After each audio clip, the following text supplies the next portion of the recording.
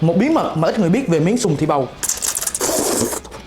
Cái bí mật mà mình nói á là ăn khô nó ngon gấp vạn lần ăn thường, mà không hiểu sao không ai làm. Mình thấy mọi người kêu ăn 8 cộng là đủ rồi, nhưng mà mình ăn nhiều cho nên xin phép 10 cộng nha. Ngâm trước miếng với nước lạnh trong 15 phút. Sợi miếng này các bạn luộc 5 phút vô tư, vẫn dai, vẫn ngon. Nói có sách, mắt có trứng. Để mình móc trứng cho các bạn coi. Nãy giờ mình luộc hơn 5 phút mà nó còn dai như thế này luôn nè. Sốt này á thì mình sẽ chia sẻ cho các bạn thôi nha.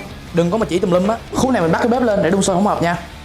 Khi sốt nó xèo xèo lên á thì mọi người bỏ miếng vào, đảo đều đến khi nào nó đẫm sốt như thế này, tắt bếp là được rồi. Phút này mình xào miếng thịt bằm nữa là đỉnh cao của cuộc đời luôn rồi các bạn ơi. Ai mà muốn đạt được đỉnh cao cuộc đời giống mình á thì thử làm miếng sùng thì bầu theo cách của mình đi nha.